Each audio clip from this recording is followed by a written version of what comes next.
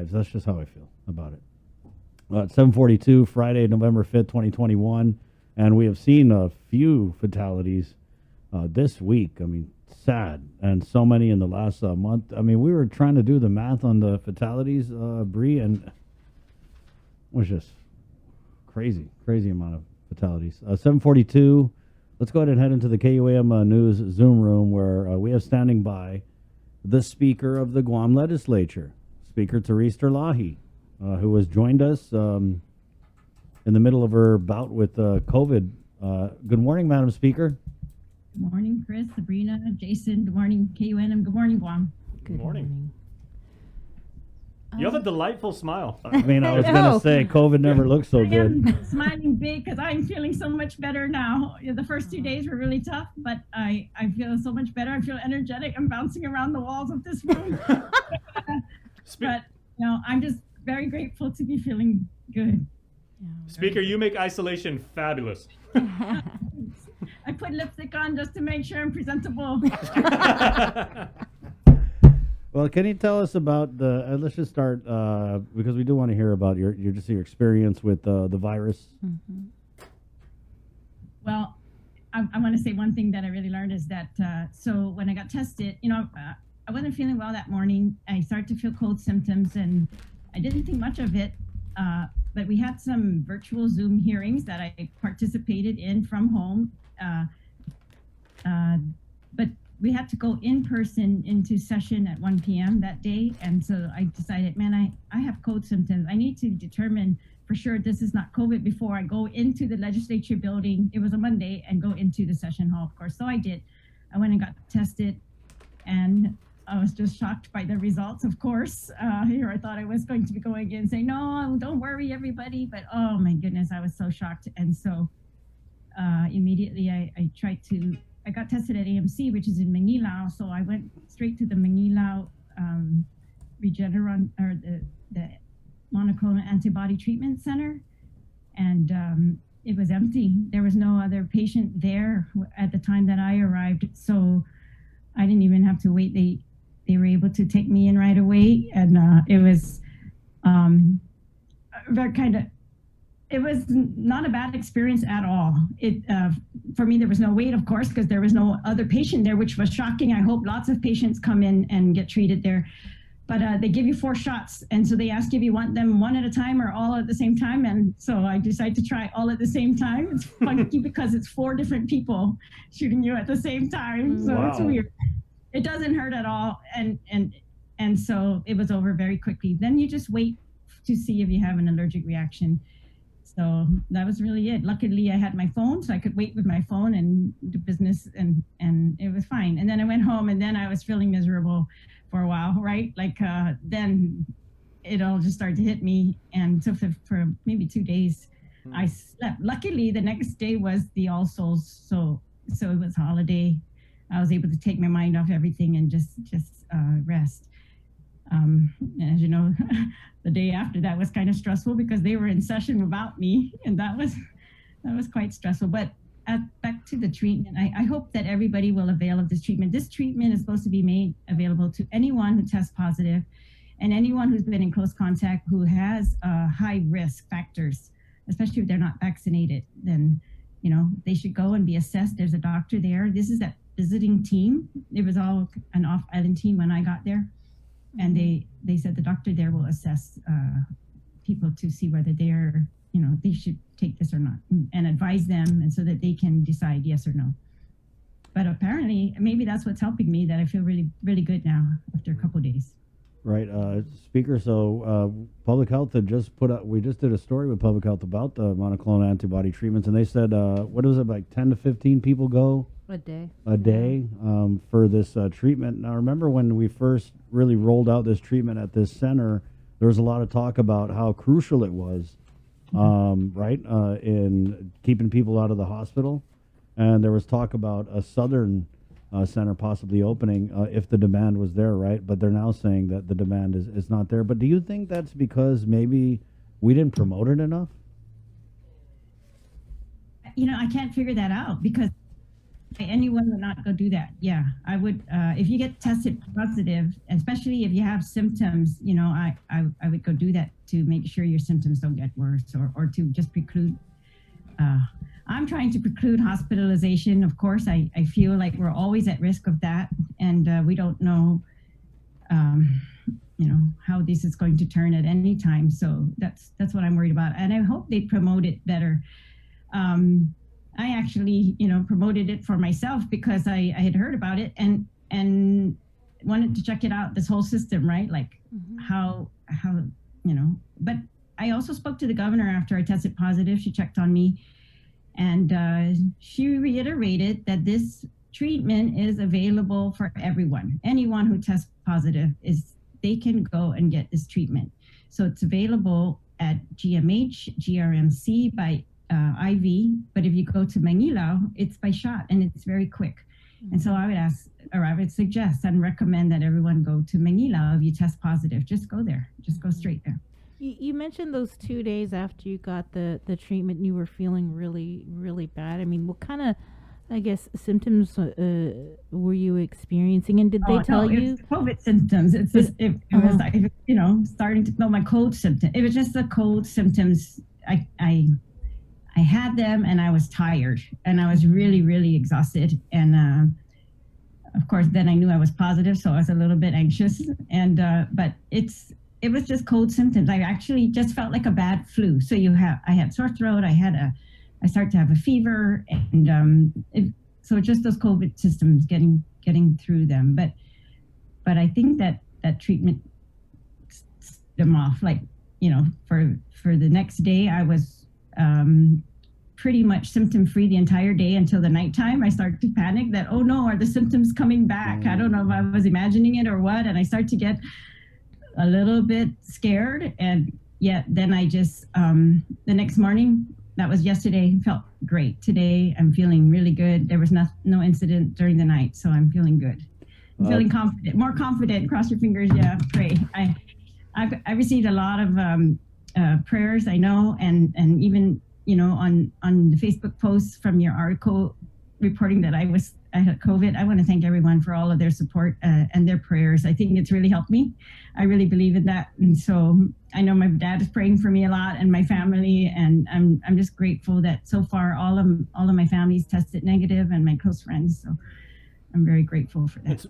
Madam Speaker, you said you've actually been FaceTiming with your father on a daily basis, and you were telling us before we came back into the show that actually being apart from him has been like the most emotionally challenging part. And we've actually heard this from parents and their children too. Is the forced separation is incredibly difficult.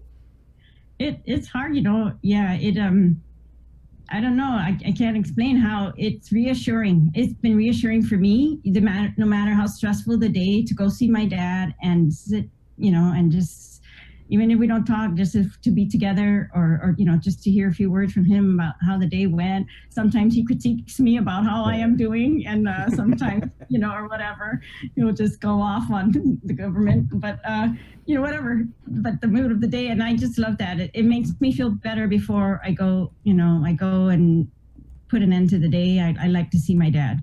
Mm-hmm. And so, yeah, it's been tough. So I'm kind of stuck in this room, and I'm trying to be faithful to that, of course. I don't want to contaminate my daughter. I don't want anybody else to get sick. So they've been taking good care of me. My daughter has been dropping food to me, and I'm just, trying to, do FaceTime. And so when I see him, I feel good on FaceTime. I just feel like at least I see him. I tell them to, show the camera around the room. I want to get that vibe, where they're all in there playing in the kitchen. Yeah, I like that. And so typical Speaker of the Legislature. I want to get a feel for the room. Show me what everybody's doing. Speaker, so I've talked to 3 people. The only people I know who have received the monoclonal antibody treatment. And all 3 of them said that they ended up getting pretty sick before the symptoms broke, and they felt better. In fact, we had someone scheduled for this morning who received the treatment, but she messaged me late last night that she was feeling too sick to come on. So how bad did it get? Because, maybe that's part of it too, is that people hear like, oh, you're still getting sick. I mean, because it wouldn't be a good representation to describe the monoclonal antibody treatment as like one and done. They inject you and then you're, oh, I'm fine, right? You still got to Oh, kind no. of get through the jungle a little bit. I don't know, because the problem is you have already the COVID symptoms right before you go in there, or some of the people like me, I did. So when I go in there, I was already not feeling great. Go in there and you just go home at the same not feeling great. You don't notice anything immediate. And so I can't tell when that stuff kicks in, but I can tell you for sure that I was only sick for really sick for 2 days, had to stay literally in the bed, didn't think I could ever get out of that bed, for the week, but I did after 2 days, and I've been feeling really good after that. So I don't know, compared to other people's stories, I think that's great, right? I'm not suffering from breathing right now. I keep checking my oximeter because I'm paranoid like that, but yeah, I think the only thing that's changed is my blood pressure, and that's when I'm watching the session and not being there. It's just that blood pressure. Well, let me ask I you was that. gonna say, speaker, have you heard of the mobile game Candy Crush? That'll really pass the time, and Yeah. it'll really help to relax. Sabrina's a pro at it. Speaker, so We'll send you the link. Wednesday when they had session, how hard was it for you to not just come out of isolation and speed down to the legislature and be like, okay, hold on just a second? I don't know if I've ever experienced anything like that. Me, I never miss session. I'm adamant about, and especially if I think anybody's going to be talking about me, I'm going to be there, and it's like face to my face because I want to be there. And, but yeah, it's really difficult. Even today, now I'm getting a little bit, it's hard to, I'm trying to be conscious of my health. So I'm just trying not to get too worked up. I'm just trying to be, control what you can control, and you can't control what you can't control. And they decided, to proceed that way. That's up to them. It's up to the body. And I have a lot of respect for the legislatures and institution. I want them to be able to move. I tried to do what I could to put this bill on the floor. This is a solution. Put it on the floor, put it up to priority. Before any other business, get it done so that we could correct the error. And yeah, it's kind of funny how things have turned out. It's kind of like some people wanted a scapegoat, of course, and but I don't know. I'm a little perplexed as well, because when it comes to transparency, I put it out not just to the senators, to the public, everywhere. It's like what's happening. And we all, I don't know. So I'm hoping that we're moving along to a solution. I'm really looking forward to the vote today, and they're going to vote this afternoon. I'm looking forward to that. I want to see if we're going to correct this error or we're not.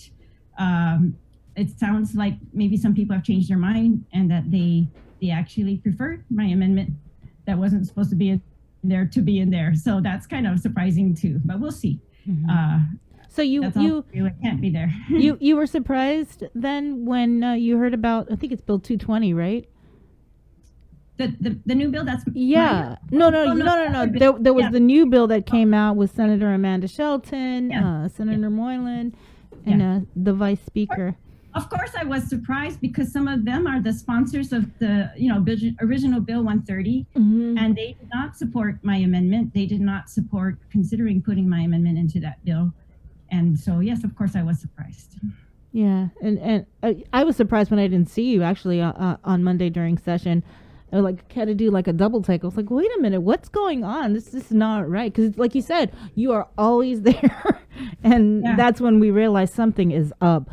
And so I only missed one other session that I can remember, and that was when my mother died, when I was a new senator, 34th, and my mother had died, and they were going to take a vote on a very controversial bill, and I was really sad to miss that because my no vote doesn't show. I would have been the only no vote. It doesn't show on that in that record. But so this is the other one. So man, it brought back memories of that time, right? Kind of when my mother died and I couldn't go, and this time I can't be there, and it would be fine if it was not controversial, but when they wanted to make a controversy out of it, and I want to be able to present my side of the story or the other side of the story. I'm almost scared to ask, what did you use as a gavel in lieu of not actually having a gavel when you were at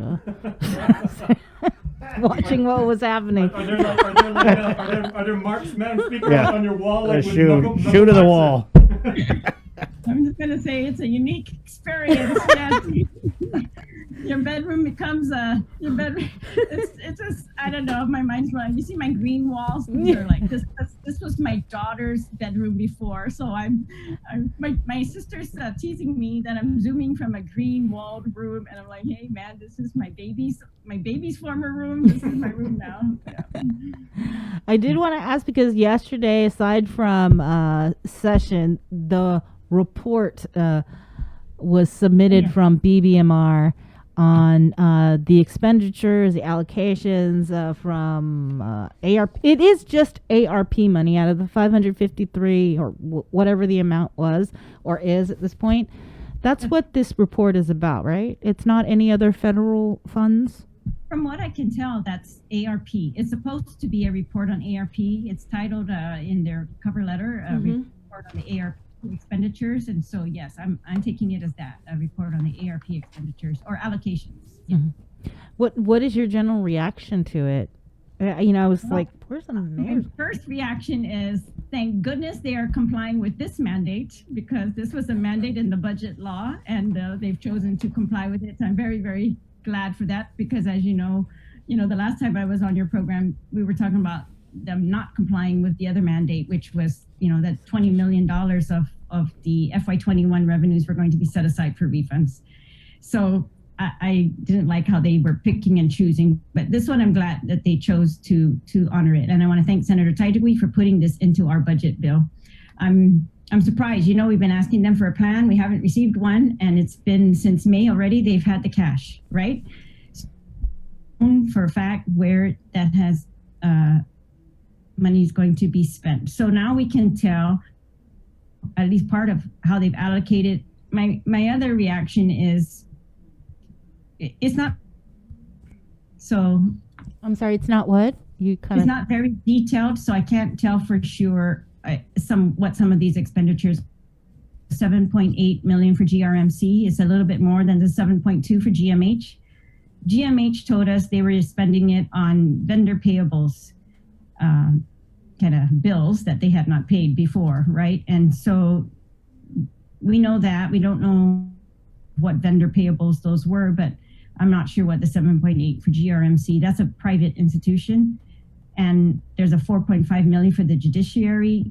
In the FY22 budget, the judiciary was one of the few agencies, or actually it's a branch, of course, but it received a little bit more than what it had received in FY21, maybe 3 million more. So they're now getting 4.5 million. There's 580,000 for public defender.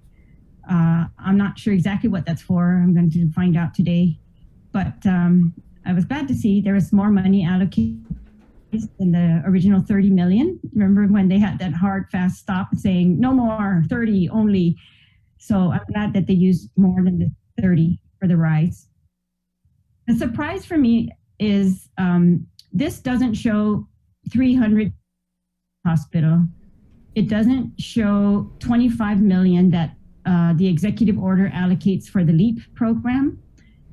So there's nothing in here otherwise for, GVB, tourism industry, or anything like that. And the 20 million, actually, just yesterday, the governor signed another executive order, right? But I guess that wouldn't be included because this is up to October 31st or October 30th. Right. Yeah. But everybody else can do the math. I mean. Yes. But if you do the math, and you take out the, the 300 million for the hospital, if you still take that out and you take out what she's allocating for the LEAP and others, it's down to about 92 million, right? It's more than half. It's only 92 million left. I think it's incumbent that we can see a plan for the rest of this 92 million. It's supposed to last us for the next couple of years. And I'm afraid, I want to see, we've very deliberately in the budget underfunded certain agencies who were promised to receive ARP funds. I don't see that here. I don't see the Department of Public Health's allocation here. And they had said that allocation would be used for foster children payments. It would be used for senior services, some of the other things that they were not able to fund. Madam Speaker, let me cut in real quick here, guys. We're going to take just a short break and come back with Madam Speaker on KUAM TV. That's happening next, right here on the link. It is Friday. We're KUAM FM, Agotnia, Guam, November 5th, year of the COVID 2021. This is the link. Watch the link and the digital platforms Do of you feel like KUAM you're for missing out doorbuster on deals. something? Make life more rewarding with Pacific Points. Earn and redeem points for bill rebates and free load at IT&E, discounts on fuel at Shell, vouchers at Foodies, and United Mileage Plus miles. You can even pay with Pacific Points at IT&E, Shell, and Foodies. Pacific Points. Do more, get more. Say hello to the First Hawaiian Bank mobile app, where you get smart insights into your finances so you can make smart decisions with your money. With a daily personalized feed, you can compare your monthly income to spending. That's better. Discover where your money is actually going. You might be surprised. See what's essential and what isn't. The more you use the app, the smarter it gets. With insights from the First Hawaiian Bank mobile app, it all starts with yes.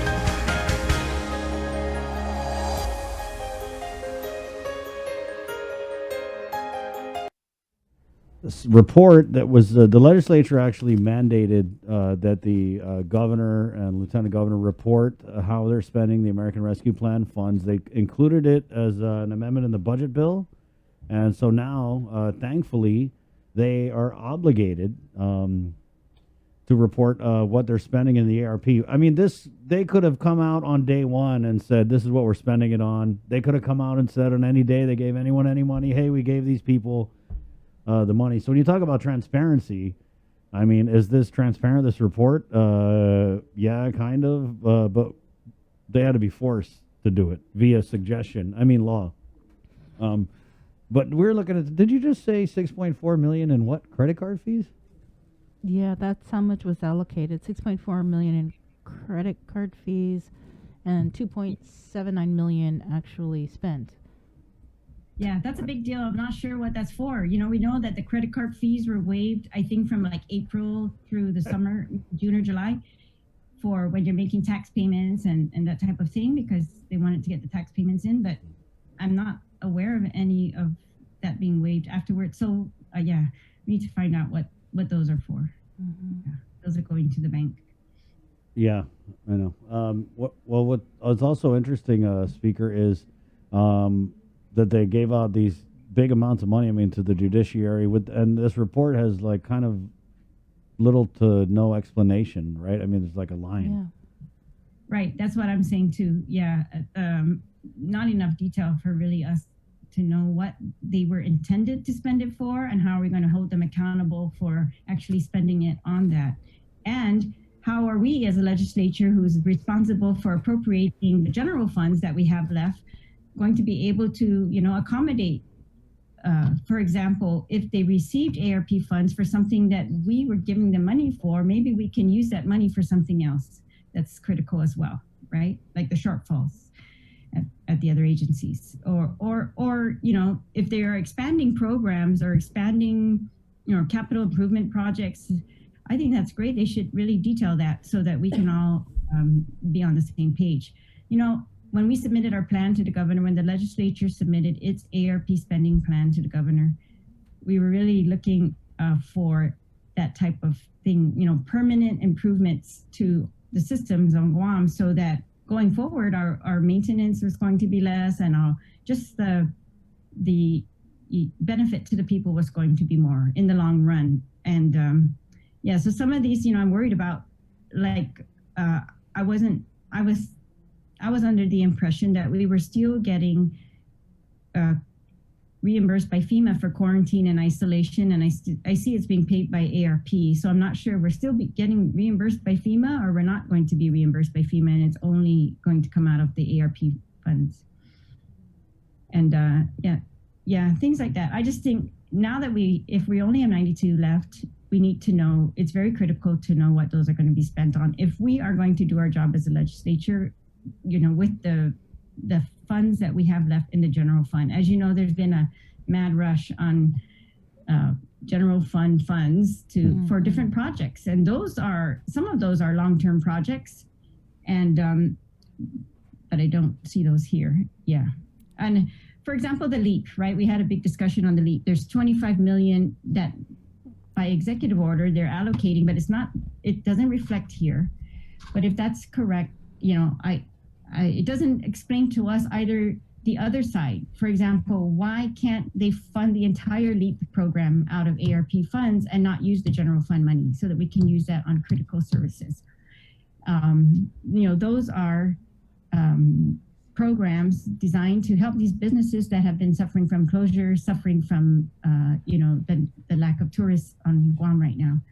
So, yeah.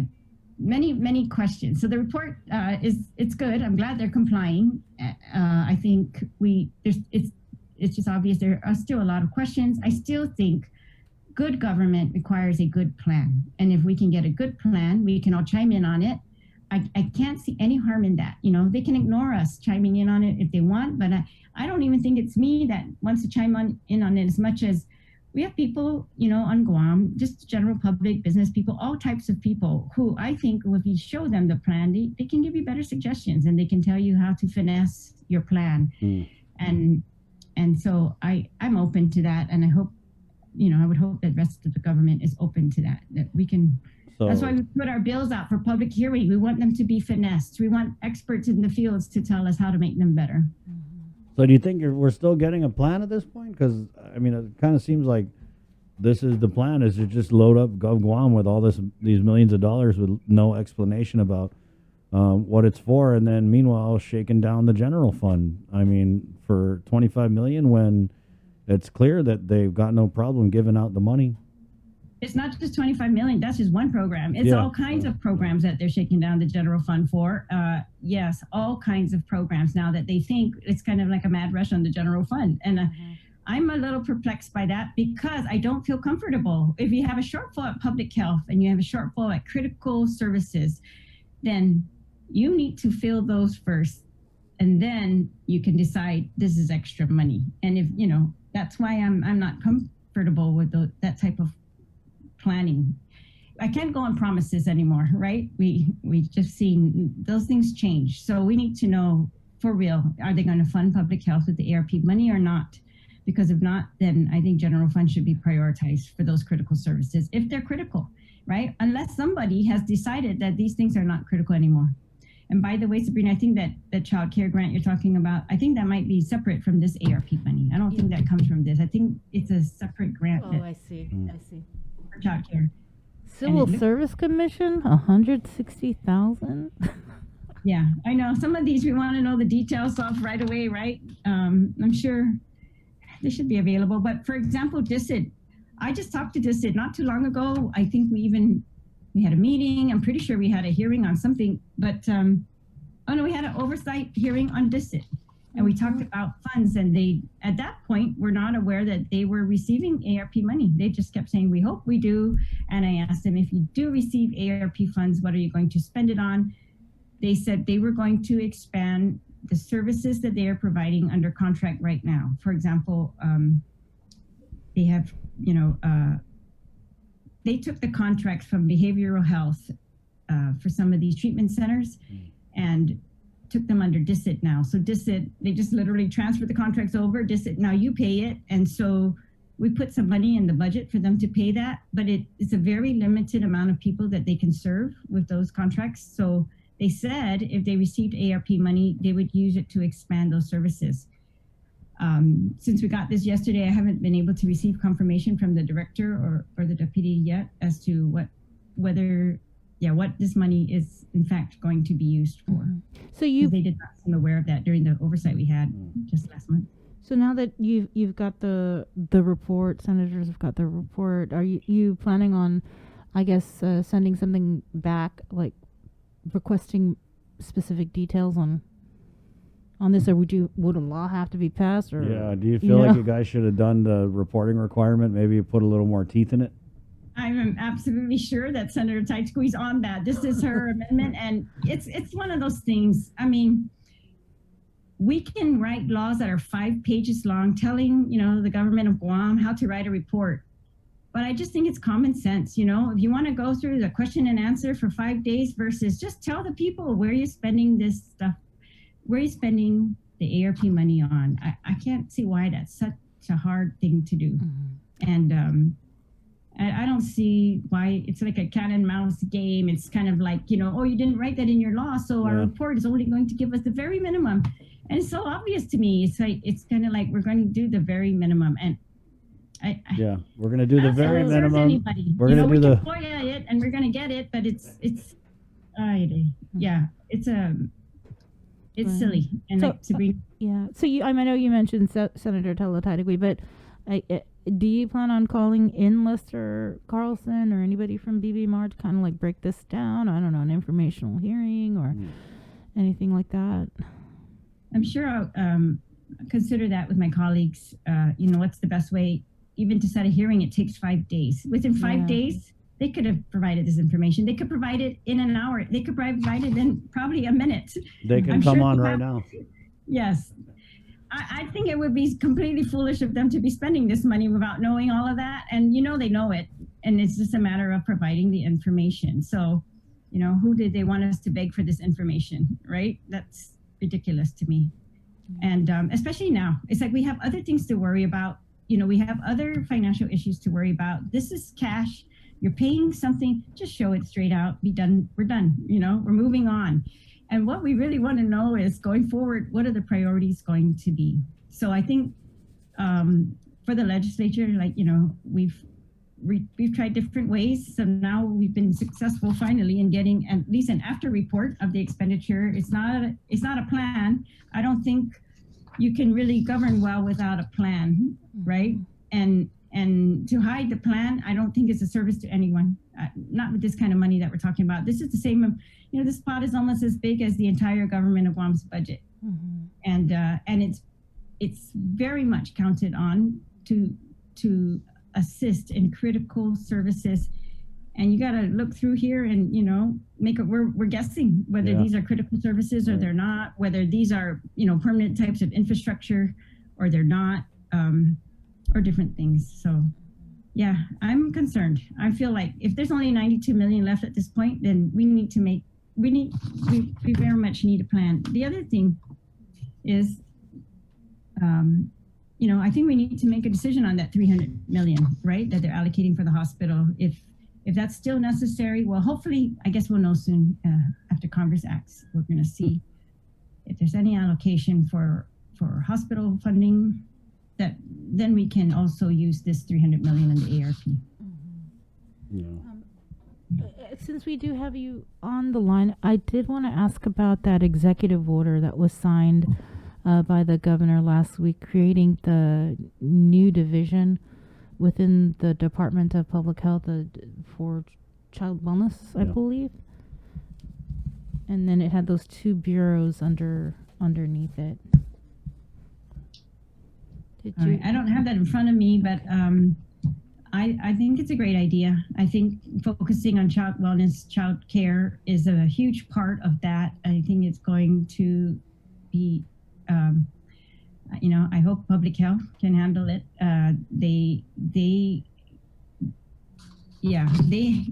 We've had issues. They're short of staff still, right? Even after all this federal funds, even after oversight hearings and all kinds of things and issues being pointed out in the media, apparently they're still understaffed in many critical areas. CPS being one of them, of course, and the need for social workers is huge.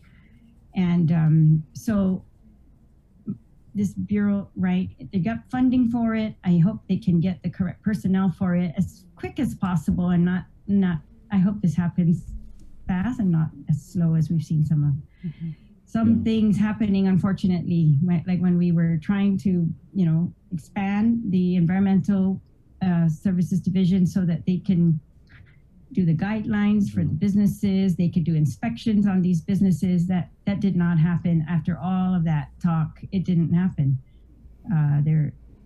It's happened maybe on a 1 or 2 positions, and that's about it. Not on the scale that we had hoped for, anticipated when they talked about, creating a new bureau to do this. It's not at all like that. So I'm hoping this executive order will help. I think anything we can do for the child services and creating a special bureau, if that's what they think it's going to take, then I hope that that's correct. But I just think, we've seen it. The personnel that are working on these are, sometimes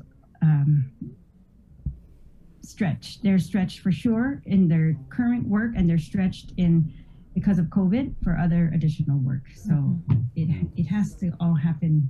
Yeah, I mean, they got to put the money where their mouth is. I mean, it can't just be like we're going to put a new name on it, but it's going to be the same short staff, 5 people checking on all the kids. You know what I mean? Right. Our child care program. I'm really actually. This is a federal grant. I'm pretty sure it's.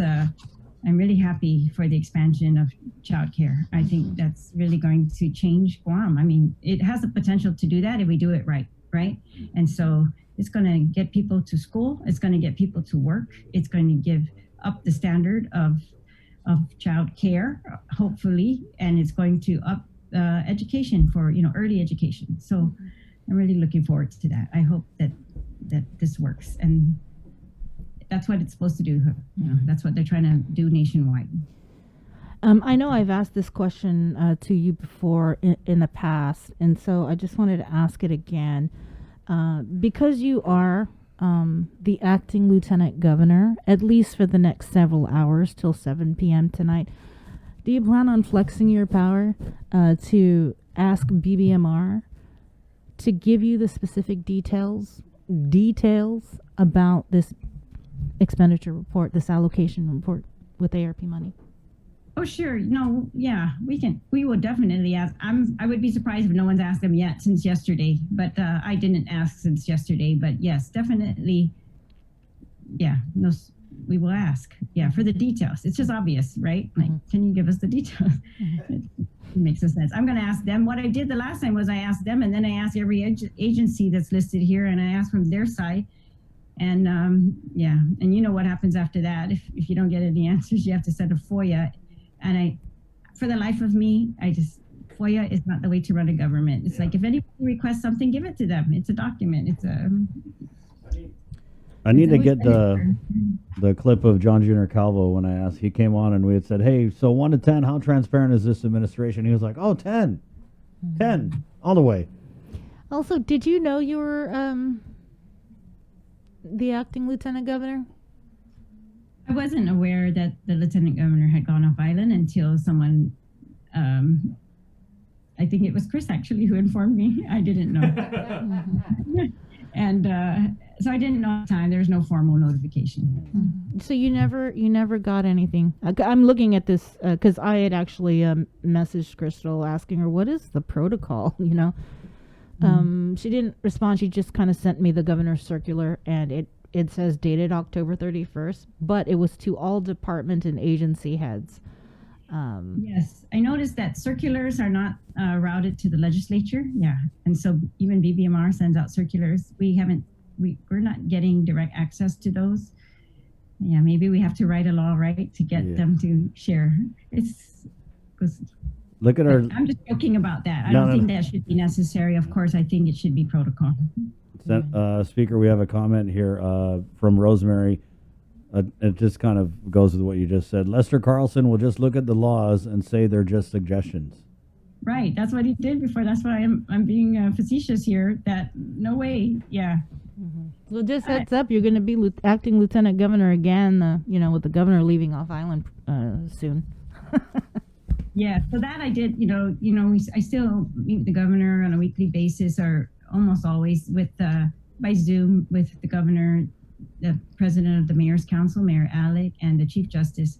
So that was one of the questions I asked her. I said, Governor, I heard on the news that you're going off island. Is that correct? So she did inform us of that and what she was going to try to do back there. But that's informal. So I'm assuming they'll send something formal.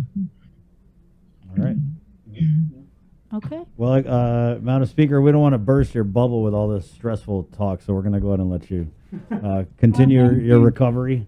You know what, though? You know, Christopher, I just want to say something. I want to thank you for giving me this opportunity. I want to, again, thank everyone for their well wishes, but more importantly, I want to ask everyone that if you are testing positive, if you're going in to get tested, first go in and get tested at any symptom you might have. If you have a symptom, if you were in contact, go get tested, because I want you to get treated as soon as possible. I don't want you to get sick and suffer. You know, even just a little bit of suffering that I did was too much, I think. And so please, and I want them to go avail of this monoclonal antibody. It's like, it's available to us on Guam. It's for you. Go and take advantage of that and get yourself well faster. And, you know, I know that they've been saying, you know, maybe yesterday in the news, I heard some reports saying that, we're doing so much better now. Our infection rates are lower. But I tried to calculate that up. I don't know, Sabrina, if you did your own calculations as well. And I'm finding, so yeah, there was a little bit lower infection rates, right? Like how many people tested positive. But there was also maybe 1,000 less people who got tested this week, right? Yeah. It's kind of a funky week because of the holiday. But at the holiday, the COVID testing at Tizen was not open. But anyways, but what I'm concerned about is that the deaths are still quite high.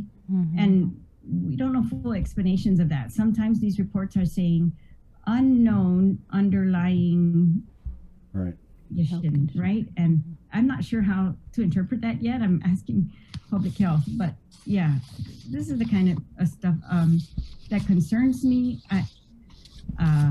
I just want everyone, if they can, to prevent being hospitalized. And so if you are testing positive, please go get that monoclonal antibody treatment. When I went there, there was no one there. And in fact, so we have an entire team who's here from, you know, the United States here to help us, but there was no one for them to help.